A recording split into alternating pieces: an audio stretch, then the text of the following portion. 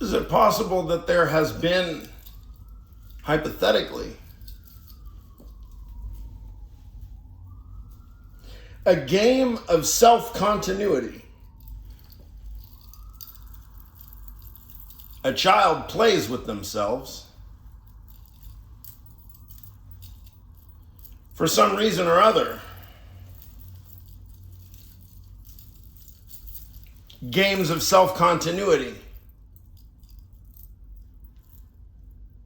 By virtue of absolute alienation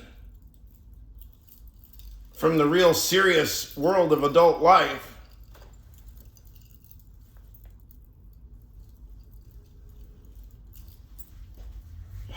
in the feelings of umbrage and indignation about the exclusion and the condescension, one binds oneself to certain realities of self-continuity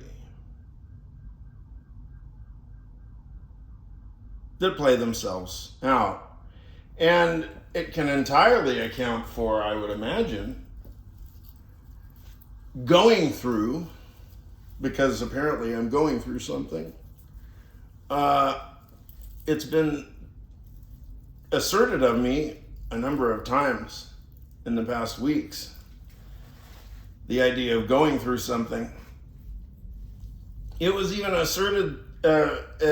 suggested to me that I am going through a midlife crisis. Now, let us consider the concept of midlife crisis. We can imagine what that possibly can mean for an individual who, from time immemorial, ever since I can remember, starting in elementary school, I cursed my life every minute of the day, and I would loudly proclaim for adults, if they were listening, that every day that I lived was a midlife crisis. And I affirmed that until maybe about 15 years ago.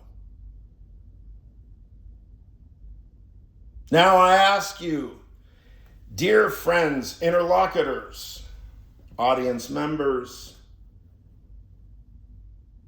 fellow U.S. compatriots, what meaning could it possibly have to consider that I am going through a midlife crisis?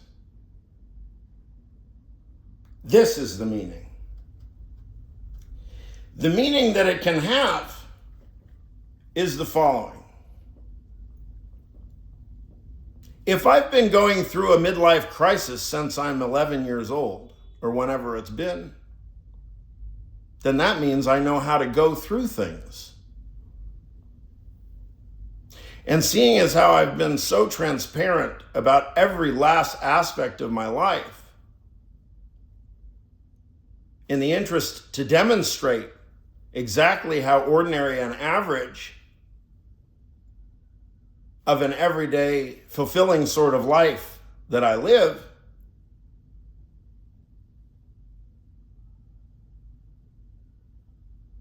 if we add to that the idea that I'm particularly experienced at going through things, I would say that, therefore, whatever I have to say right about now in these days has a little bit more than a modicum of significance, especially in the vast wasteland of illiteracy that is the United States.